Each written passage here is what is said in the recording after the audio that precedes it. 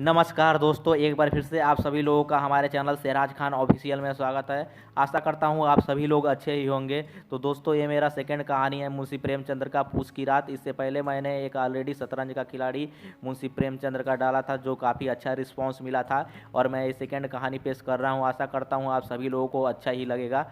तो दोस्तों, अगर आप हमारे चैनल पर पहली बार आए हो या विजिट कर रहे हो तो सब्सक्राइब करना ना भूलिएगा। तो ज़्यादा टाइम व्यतीत ना करते हुए, ज़्यादा टाइम वेस्ट ना करते हुए, आइए स्टार्ट करते हैं कहानी को दोस्तों।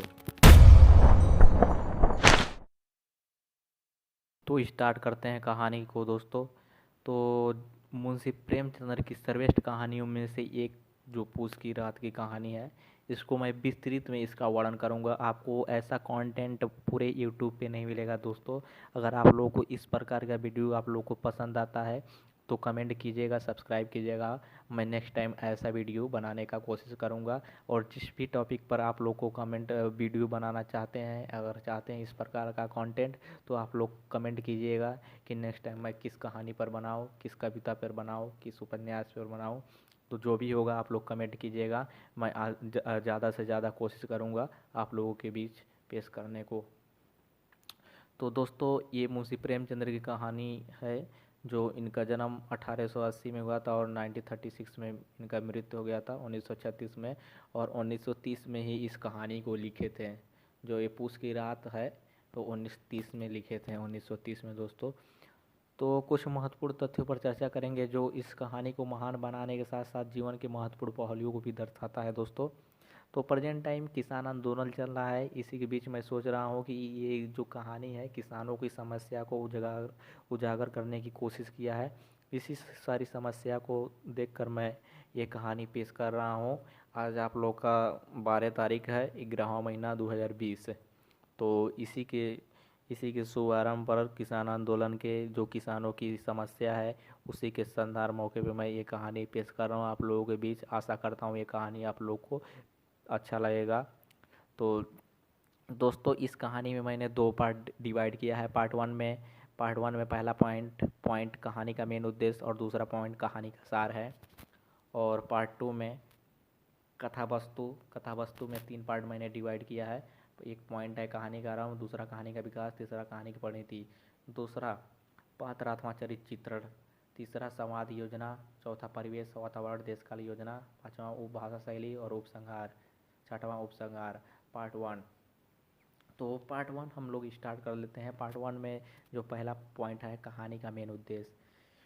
कहानी का मेन उद्देश्य को हम लोग पढ़ लेते हैं। कहीं कहीं सब कोई कहीं कोई वर्ड मिस्टेक है दोस्तों, तो उसके लिए माफ़ कर देना। और कहीं कहीं सिली मिस्टेक हो जाएगा वर्ड का, तो वो भी माफ़ कर दीजिएगा दोस्तों। कहीं कहीं यहाँ पर वर्ड शब्द अक्षर जो है कहीं कहीं मिस्टेक हो गए हैं मुझे लिखते हुए, क्योंकि ये पूरा कंटेंट मैं खुद अपने हाथ से लिखा हूँ वर्ड पे, जो काफ़ी मेहनत लगा है। 2 दिनों से लिख रहा था, अब फाइनली आज तीसरा दिन में फाइनल हुआ है ये पूरा। मैं अपने हाथ से काफ़ी मेहनत लगा है, तो कहीं कहीं मिस्टेक हो जाएगा तो माफ़ कीजिएगा दोस्तों। तो स्टार्ट करते हैं पहला कहानी का मेन उद्देश्य। पोस की रात की कहानी मुंशी प्रेमचंद्र द्वारा लिखी गई कहानी है। इस कहानी की मूल संवेदना भारत की गरीब किसान की व्यथा को व्यक्त करने वाली है। भारत के गरीब किसान किस तरह जी तोड़ परिश्रम करते हैं, लेकिन उनकी आर्थिक स्थिति दयनीय और ज्यों की त्यों गरीबी वाली ही रहती है। इस कहानी के माध्यम से बताया गया है कि कैसे एक गरीब किसान जो अत्यंत ही गरीब है, वह किस तरह जीवन के कठिन संघर्षों से जूझता है। जाड़ों की हड्डियों को कपा देने वाली ठंड में वह केवल अपनी अपनी पुराने कंबल के साथ अपने खेत की फसल की पशुओं से रक्षा करता है, लेकिन अपने सीमित साधनों में ही वह ठंड को सामना नहीं कर पाता और ठंड के आगे हार मानकर लापरवाह हो जाता है। फलस्वरूप जिस काम के लिए वह खेत की सुरक्षा के लिए आया था, वह न कर पाता है और पशु उसके खेत को चर जाते हैं। स्टार्ट करते हैं पार्ट वन का दूसरा दूसरा पॉइंट कहानी का सार। पूस की रात की कहानी ग्रामीण जीवन से संबंधित है। इस कहानी का नायक हल्कू मामूली किसान है। उसके पास थोड़ी सी ज़मीन है जिस पर खेती करके वह गुजारा करता है, लेकिन खेती से जो आय होती है वो ऋण चुकाने में निकल जाती है। सर्दियों में कंबल खरीदने के लिए उसने मजदूरी करके बड़ी मुश्किल से 3 रुपये इकट्ठा किया है। मजदूरी करके 3 रुपये इकट्ठा किए हैं, लेकिन वह 3 रुपये भी महाजन ले जाता है। महाजन ले जाता है। उसकी पत्नी मुन्नी इसका बहुत विरोध करती है, किंतु वह भी अंत में लाचार हो जाती है। हल्कू अपनी फसल की देखभाल के लिए खेत पर जाता है। उसके साथ उसका पालतू कुत्ता जबरा है। वह अंधकार और अकेलेपन में उसका उसका साथी है। पौष का महीना है, ठंडी हवा बह रही है। हल्कू के पास चादर के अलावा और ओढ़ने चादर के अलावा ओढ़ने का कुछ नहीं है। वह कुत्ते के साथ मन बहलाने की कोशिश करता है, किंतु ठंड से मुक्ति नहीं मिलती है। तब वह पास के आम के बगीचे से पत्तियाँ इकट्ठा कर अलाव जलाता है। अलाव की आग से उसका शरीर गर्मा जाता है और उसे राहत मिलती है। आग बुझ जाने पर भी शरीर की गर्माहट से वह चादर ओढ़े बैठा रहता है। उधर खेत में नीलगाय घुस जाती है। जबरा उनकी हाट से सावधान हो जाता है। उन पर भौंकता है। हल्कू को भी लगता है कि खेत में नीलगाय घुस आई है, लेकिन वह बैठा रहता है। नीलगाय खेत को चरने लगती हैं, तब भी हल्कू नहीं उठता। एक बार उठता भी है तो ठंड के झोंके से पुनः बैठ जाता है और अंत में चादर तान कर सो जाता है। सुबह उसकी पत्नी उसे जगाती है और बताती है कि सारी फसल नष्ट हो गई है। वह चिंतित होकर यहाँ भी कहती है, अब मजदूरी करके मालगुजारी भरनी पड़ेगी। इस पर हल्कू प्रसन्न होकर कहता है कि रात को ठंड में यहाँ सोना तो नहीं पड़ेगा। इसी के साथ कहानी समाप्त हो जाता है। और आइए स्टार्ट करते हैं अब विस्तृत में। तो पहला पार्ट 2 का पहला पॉइंट है कथा वस्तु। तो इसमें मैंने 3 पॉइंट डिवाइड किया था। पहला इसका पॉइंट है कहानी का आरंभ। पूस की रात प्रेमचंद्र की श्रेष्ठ कहानियों में से गिनी जाती है। इस कहानी में कथा का अधिक विस्तार नहीं है, न घटनाक्रम तेजी से बदलते हैं। कथा का आरंभ हल्कू के घर से होता है। कहानीकार हल्कू के घर का उतना ही वर्णन करता है जितना कि उस कहानी से संबंध है। हल्कू ने कर्ज ले रखा है। शहनासा जिससे कर्ज लिया है, यह अपना रुपया मांगने के हल्कू के यहाँ आता है। हल्कू अपने पत्नी मुन्नी से रुपया मांगता है। मुन्नी के पास 3 रुपये हैं जो हल्कू ने मजदूरी में से बड़ी मुश्किल से बचाए हैं ताकि एक कंबल खरीदा जा सके। बिना कंबल के जाड़ों के दिनों में रात खेतों पर गुजारना कठिन होगा, इसीलिए मुन्नी रुपया देने को विरोध करती है। इसी समय पति पत्नी में जो बातचीत होती है वह अत्यंत महत्वपूर्ण है। मुन्नी कहती है, न जाने कितनी बिकी है जो किसी तरह चुकाने ही नहीं आती। मुन्नी के इस कथन में एक बड़ी सच्चाई को प्रेमचंद ने उजागर किया है। किसान मजबूर होकर महाजन से ऋण लेता है, किंतु उसके बाद वह उससे मुक्त नहीं हो पाता। ब्याज दर के जाल में वह ऐसा उलझ जाता है कि उसकी सारी मेहनत मजदूरी उसे चुकाने में ही चूक जाती है। मुन्नी किसानों के जीवन की इस व्यवस्था की ओर और उजागर करते हुए कहती है, मर मर कर काम करो, उपज हो तो बाकी दे दो। चलो छुट्टी हुई, बाकी चुकाने के लिए तो हमारा जन्म हुआ है।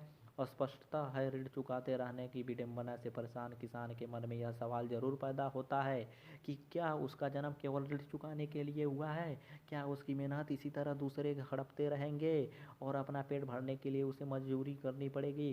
अगर अपना पेट भरने के लिए मजदूरी ही करनी है तो फिर खेती से चिपके रहने का क्या मतलब? इसी भावना से प्रेरित होकर मुन्नी हल्कू से कहती है, तुम छोड़ दो अब किसी खेती मजदूरी में सुख से एक रोटी खाने को तो नहीं मिलेगा, किसी की धौंस तो नहीं रहेगी। अच्छी खेती है, मजदूरी करके लाओ, वह भी उसी में झोंक दो। उस पर धौंस बहरहाल हल्कू वह 3 रुपये सहना को दे देता है। यह कहानी का पहला भाग यहाँ पर समाप्त होता है। इसके बाद से कहानी का दूसरा भाग स्टार्ट होता है। इस भाग को पढ़ने से स्पष्ट होता है कि हल्कू जैसे गरीब के किसान की खेती कितना मुश्किल हो जा रही थी। यहाँ तक कि यह भी सोचने लगते हैं कि क्यों ना किसानी छोड़कर मजदूरी की जाए। कहानी का शेष अंश किसान के इसी मनादर्श का अत्यंत मार्मिक चित्रण किया करता है। कहानी का विकास दूसरा पॉइंट है कहानी का विकास पार्ट 2 का। कहानी का दूसरा भाग हल्कू के अपने खेत पर आरंभ होता है। पूछ की अंधेरी रात है। हल्कू के साथ सिर्फ उसका पालतू कुत्ता जबरा है। ठंडी हवा चल रही है। हल्कू के पास सर्दी से बचने के लिए एक चादर भर है, लेकिन यह चादर उस ठंड से उसकी रक्षा नहीं कर पाती। हल्कू के मनोभाव प्रेमचंद ने यह जबरा के साथ हल्कू की बात से व्यक्त की है। यद्यपि कुत्ता होने के कारण जबरा हल्कू की किसी बात को न समझ सकता है, न जवाब दे सकता है, लेकिन जबरा के प्रति हल्कू की आत्मीयता उसकी हृदयगत ऊंचाइयों को व्यक्त करती है। खेत में हल्कू की सबसे बड़ी चिंता ठंड से बचाव की है। वह जबरा को संबोधित करते कहता है कि इतना सर्दी में तुम मेरे साथ क्यों क्यों आए। फिर इसी तरह की बातें करते हुए वह अपनी स्थिति की तुलना उन भागवान लोगों के साथ करने लगता है कि जिनके पास जाड़े के बचाव के लिए अच्छे कंबल हो, अच्छे पोशाक हो। ये सारी तकदीर की खूबी है। मजदूरी हम करें, मज़ा कोई और लूटे। हल्कू की बातों के माध्यम से प्रेमचंद्र जी समाज के एक बहुत बड़े अंतर्विरोध को उजागर करते करते हैं। वह एक तरह से यह प्रश्न उठाते हैं कि ऐसा क्यों है कि मेहनत करने वाला किसान तो भूखा सोता है और उसकी मेहनत का फल भोगने वाले मज़े करते हैं। जाहिर है हल्कू के पास इसका सवाल का जवाब नहीं है। वह इसे तकदीर की खूबी ही मान रहा है। हल्कू की इस मानसिकता की तुलना अगर कहानी के आरंभ में मुन्नी की बातों से करें तो हम आसानी से समझ सकते हैं कि दोनों दोनों एक सी ही बात सोच रहे हैं। अगर हमारी मेहनत दूसरे के पास ही जानी है तो खेती से जुड़ी रहने के क्या लाभ है। कह कहानी को आगे का हिस्सा हल्कू के जाड़े से बचाव की कोशिश के रूप में सामने आता है। पहले वह चिलम पीता है, फिर ओढ़कर सोता है, तब उस भी सर्दी से बचाव नहीं होता है तो वह कुत्ते को अपनी गोद में सुला देता है। कुत्ता हल्कू की इसी आत्मीयता को महसूस भी करता है, इसलिए जब किसी जानवर की आहट आती है तो वह चौकन्ना होकर भौंकने लगता है। आखिर सब जब सर्दी से किसी तरीके से बचाव नहीं होता है तो हल्कू अलाव जलाता है। अलाव से उसकी काफ़ी राहत मिलती है, उसका शरीर गर्म आ जाता है। एक नया उत्साह उसके मन में पैदा होता है और यह जबरा के साथ अलाव पर से कूदने की प्रतियोगिता भी करने लगता है, कि गीत गुनगुनाने भी लगता है। लेकिन बढ़ती सर्दी उसके अंदर आलस बढ़ने लगती है। यह कहानी में एक महत्वपूर्ण मोड़ आता है। तीसरा, कहानी की परिणति। हल्कू के खेत में नीलगायों का झुंड घुसता है, जिनकी आहट पर जबरा भौंकता हुआ खेत की ओर भागता है। हल्कू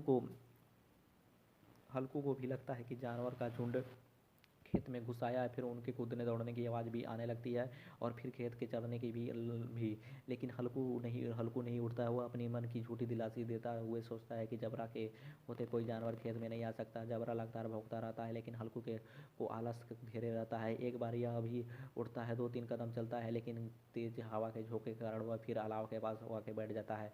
आखिरकार नीलगाय पूरी खेत को नष्ट कर जाती है। यह प्रश्न उठता है कि हल्कू अपनी फसल को बचाने की कोशिश क्यों नहीं करता है। क्या यह आलसी है? क्या वह ठंड के बारे इतना परेशान था? क्या अपनी फसल को नष्ट होना भी यह सर्दी के मुकाबले बर्दाश्त कर सकता था? स्पष्टतः ही कारण ये नहीं। कारण जैसा कि कहानी से साफ है, हल्कू की मानसिकता है, जिसकी चर्चा हम पहले कर चुके हैं। आखिर वो अपनी फसल की रक्षा किसके लिए करे? क्या सिर्फ महाजनों को लूटने के लिए? अगर उसकी मेहनत सूदखोरों और जिम्मेदारों के पास ही जानी है तो फिर नीलगाय चर ले तो क्या?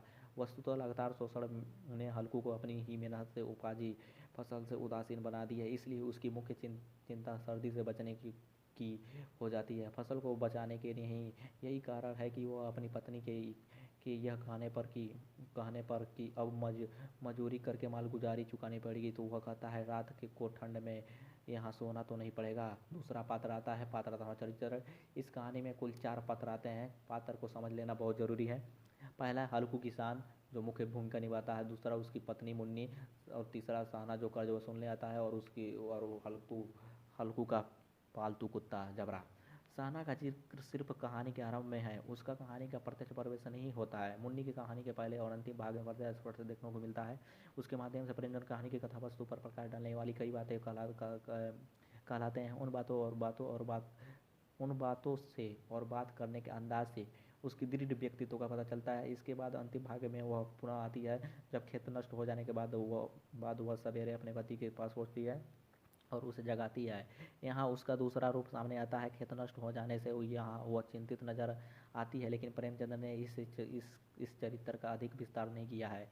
जबरा खेत पर हल्कू के साथ रहता है। उसकी स्वामी भक्ति खेत नष्ट होते देखकर अपनी स्वामी को सावधान करने की कोशिश, भौंक कर जानवरों को भगाने की कोशिश और अंत में असफल हो जाने पर पस्त होकर लेट जाना उसको काफ़ी जीवंत पात्र बना देता है। लेकिन कहानी में विस्तार से हल्कू का चरित्र की ही अभिव्यक्ति हुई है।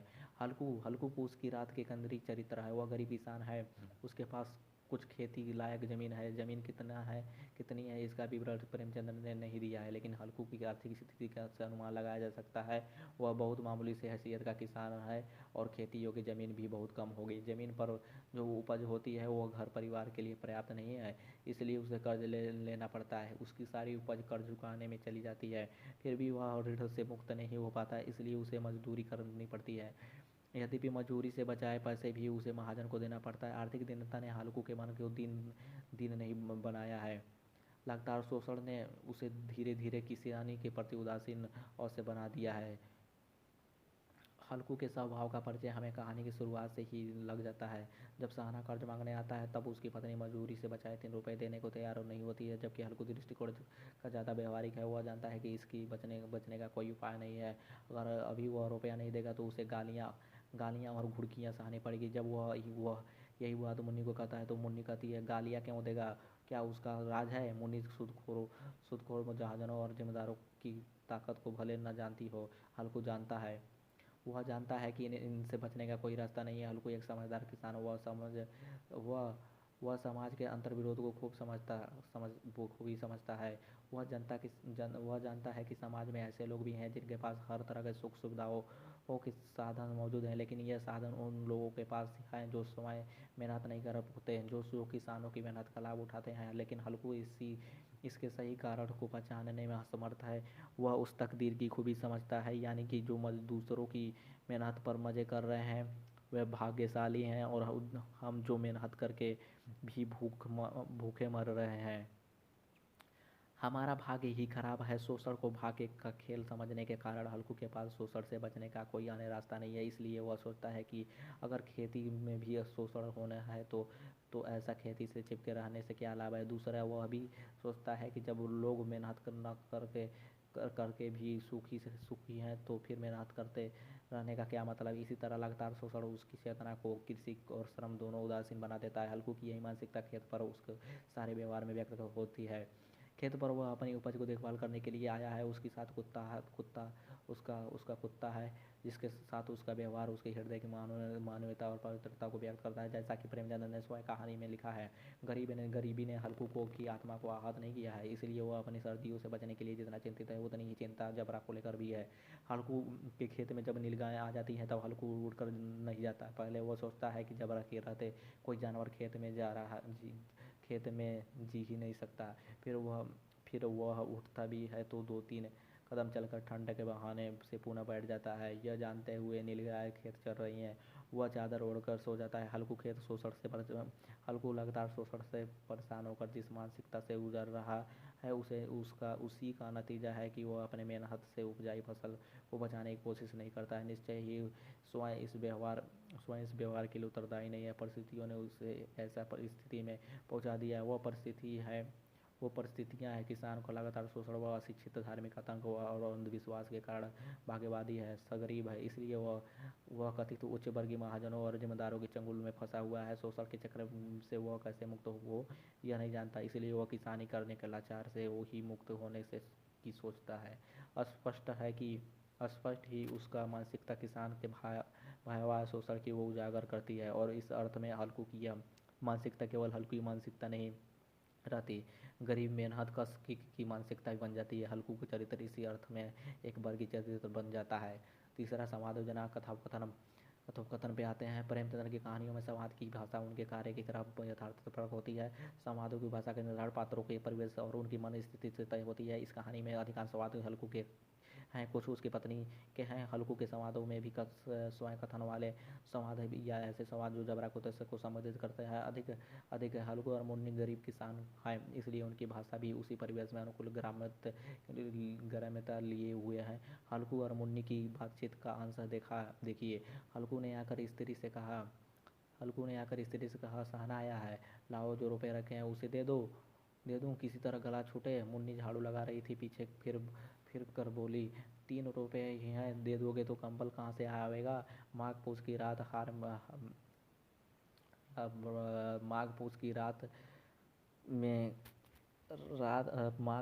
रात में हार में कैसे कटेगी। उससे कहीं 2 फसल पर दे देंगे, अभी नहीं।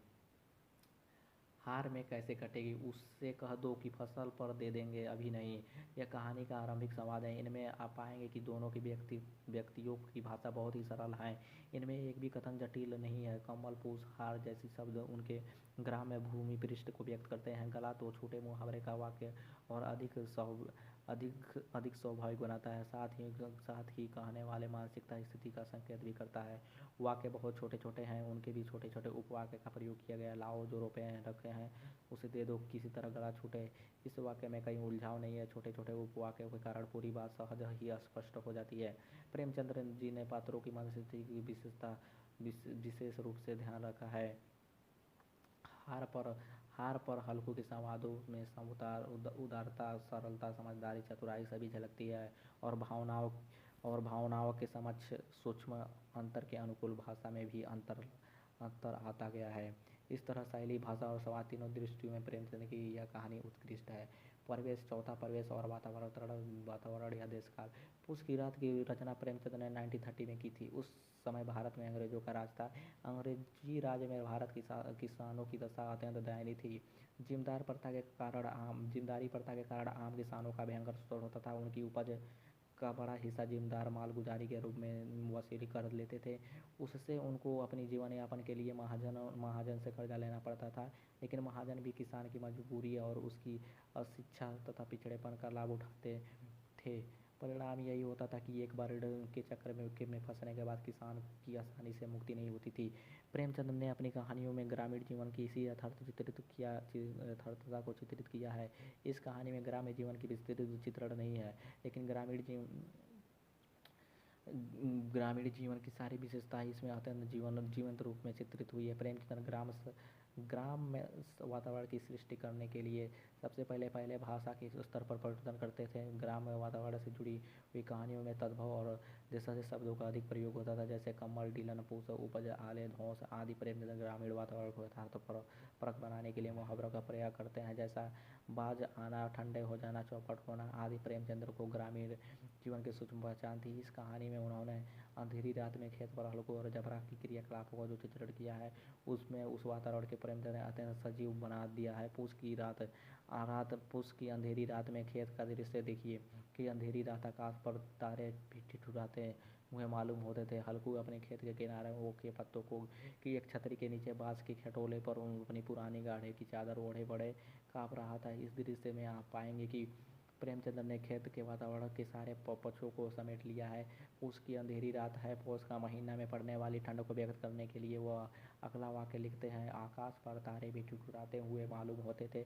यह वाक्य ठंड की तलखी को व्यक्त करना और वह ठंड की कहानी के विकास को गहरा समझ है। इसमें से अलग वाक्य में उस स्थान को वर्णन है जहाँ उसे जाड़े की रात गुजारनी है, लेकिन यहाँ भी पुरानी गाढ़े की चादर का जिक्र महत्वपूर्ण है, जिसे लपेटे वह बांस के खटोले पर बैठकर काँप रहा है। इसी चादर की जगह वह कंबल खरीदना चाहता था, इसलिए पुराने गाढ़े चादर ओढ़े काँपना हल्कू की आगे क्रियाकलापों का आधार मान जाता है। प्रेमचंद्र केवल ब्राह्मण प्रवेश के चित्रण में ही सफल नहीं, वरन पात्रों के मनोदशा चित्रण में भी अत्यंत कुशल है। चिलम पीकर हल्कू फिर लेटा हुआ निश्चय करके लेटा कि चाहे कुछ हो तो अब की सो जाऊंगा, पर एक क्षण में उसके हृदय में कंपन होने लगा।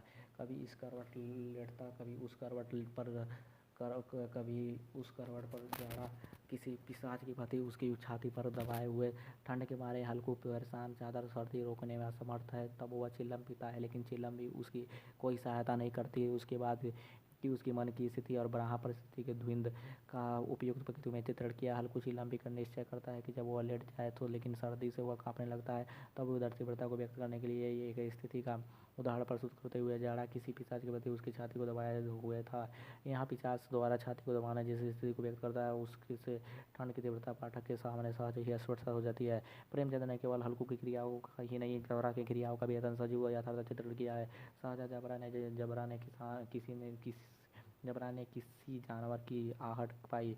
इस विशेष आत्मीयता ने उससे एक नई स्फूर्ति पैदा कर दी थी, जो हवा के ठंडे झोंके को तुच्छ समझती थी।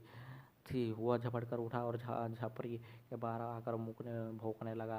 हल्कू ने कई बार उसे चुप कराकर बुलाया, पर वह उसके पास न आया। हार में चारों तरफ दौड़ा भौंकता एक क्षण उसके लिए आ भी जाता तो फिर तुरंत दौड़ता। कर्तव्य उसके हृदय में आरमान की भांति उछल रहा था। यहाँ सिर्फ कुत्ते की क्रियाकलापों का वर्णन ही नहीं, वरन उसके हल्कों के प्रति कर्तव्य भावना का भी चित्रण किया गया है। दोनों चीज़ों उपयुक्त अंश में इतना आत्मीय रूप में व्यक्त है हुए है कि कुत्ता कुत्ता कुत्ता नहीं वरन कहानी के जित पात्र बनकर सामने आया है। भाषा शैली। पूस की रात प्रेमचंद्र की अत्यंत प्रौढ़ रचना मानी जाती है। यह कहानी जितनी कथ्य और प्रतिपादित की दृष्टि से महत्वपूर्ण है, उतनी ही भाषा और शैली की दृष्टि से भी है। यह कहानी ग्रामीण जीवन पर आधारित है, लेकिन प्रेमचंद्र की आरंभिक कहानियों में से जिस तरह का आशीर्वाद दिखाई देता है वह इस कहानी में नहीं, आदर्शवाद दिखाई देता है वह इस कहानी में नहीं। इसका प्रभाव कहानी की शैली पर दिखाई देता है। प्रेमचंद्र ने इस कहानी में अपनी कथ्य यथार्थपूर्वक दृष्टि से प्रस्तुत किया है, इसके लिए उनकी शैली यथार्थवादी है। यथार्थवादी शैली की विशेषता यह होती है कि रचनाकार जीवन यथार्थ को उसी रूप में प्रस्तुत करता है जिस रूप में वह होती है, लेकिन ऐसा करते हुए भी उसकी दृष्टि सिर्फ तथ्यों की तक सीमित नहीं होती है। इससे विपरीत ही वह जीवन की वास्तविकताओं को यथार्थ रूप में इसलिए प्रस्तुत करता है ताकि उसके बदले जाने की आवश्यकता को पाठक को वह स्वयं महसूस करे। दूसरे यथार्थवाद यथार्थ उद्घाटन द्वारा पाठकों को समस्या का हल नहीं देता, पर उन्हें प्रेरित करता है। फिर वह स्वयं स्थिति को बदलने के लिए आवश्यकता महसूस करें और उसके लिए उचित मार्ग खोजें। इस कहानी में प्रेमचंद्र की दृष्टि यथार्थ के उद्घाटन पर टिकी है। वे ना तो हल्कू को नायक बनाते हैं ना खलनायक। वो इस समस्या का कोई हल भी प्रस्तुत नहीं करते हैं। कहानी की रचना वे इस तरह करते हैं कि जिसे कहानी पर में प्रस्तुत की गई समस्या अपनी पूरी तार्किकता के साथ उभरे। पूस की रात का अगर हम विश्लेषण करें तो इस बात की आसानी से समझ सकते हैं। कहानी का आरंभ एक छोटी सी घटना से होती है। हल्कू के यहाँ महाजन कर्ज मांगने आया, 3 रुपये उसको दे देता है जो उसके कंबल खरीदने के लिए जाड़े, और इसके बाद कहानी का प्रसंग से कट जाती है। दूसरे भाग में कहानी का एक नया प्रसंग आरंभ होता है। पूस की महीना अंधेरी रात में जब हल्कू को मजबूरन 3 रुपये देने पड़ते हैं। यहाँ फसल का पहले प्रसंग में उठाया गया सवाल भी उभरता है कि ऐसे खेती से क्या लाभ जिससे किसानों की बुनियादी जरूरतों की भी पूर्ति नहीं होती। यानी लगातार शोषण और उससे मुक्त की संभावना के अभाव में अत्यंत किसान की ऐसी मानसिकता स्थिति में पहुंचा सकता है जहां कहानी के अंत में हल्कू पहुंच जाता है। कहानी के अंत में नीलगायों द्वारा खेत को नष्ट होते देखकर भी हल्कू अगर नहीं उड़ता तो इसका कारण केवल ठंड नहीं, यहाँ हल्कू के अपनी उपज को बचाने की इच्छा की खत्म हो चुकी है। इस तरह समस्या का भावुकता को चित्रण करता हुआ कहानीकार कहानी को समाप्त कर देता है। उसकी रात की शैली की वो भी यह विशेषता है कि इसे यथार्थवाद शैली ने उनकी इस रचना को श्रेष्ठ बनाया है। फाइनली छठवां कंक्लूजन उपसंहार पढ़ लेते हैं। पूस की रात कहानी को आपने ध्यानपूर्वक पढ़ा होगा। आपने अब तक कहानी को जो विश्लेषण पढ़ा है उससे यह भी स्पष्ट हो गया है कि प्रेमचंद्र की कहानी के माध्यम से कहना चाहते हैं। हम उन्हीं बातों को पुनः यहाँ प्रस्तुत करेंगे। यह कहानी चौथे दशकों के दौरान लिखी गई है। उस समय भारत पराधीन था और यहाँ की जनता स्वतंत्रता प्राप्ति के लिए संघर्ष कर रही थी। इस संघर्ष में किसान और मजदूर जनता भी शामिल थी। किसान सिर्फ देश की स्वतंत्रता के लिए ही संघर्ष नहीं कर रहे थे, वरन अपने अधिकारों के लिए भी संघर्ष कर रहे थे। दोस्तों, थोड़ा लंबा कहानी हो जा रहा है तो आप लोग इसको पढ़ लीजिएगा स्टॉप करके। मैं थोड़ा थोड़ा स्क्रॉल कर दे रहा हूँ स्क्रीन को, बहुत लंबा हो जा रहा है। स्टॉप करके आपको जैसा लगेगा पढ़ लीजिएगा। अब फाइनली चलते हैं संदेश पर। इस कहानी के द्वारा प्रेमचंद्र जी ने यह बताने की कोशिश की है कि हमारे किसान किस तरह कठिन परिस्थितियों में जी रहे हैं। आखिर वो भी इंसान ही हैं। प्राकृतिक कठोर आपदाओं का गरीब असहाय किसान सामना नहीं कर पाते और फलस्वरूप अपना सब कुछ गंवा बैठते हैं, जैसा कि हल्कू किसान ने किया। ठंड का वह सामना नहीं कर पाता और सोता रह गया और अंततः उसके खेत जानवर द्वारा चर लिए गए। यह कहानी साधनहीन गरीब किसानों की उस व्यथा को उजागर करती है जिससे वह साधनों के अभाव में प्रकृति की कठोरता के आगे हार मान लेती है। धन्यवाद दोस्तों।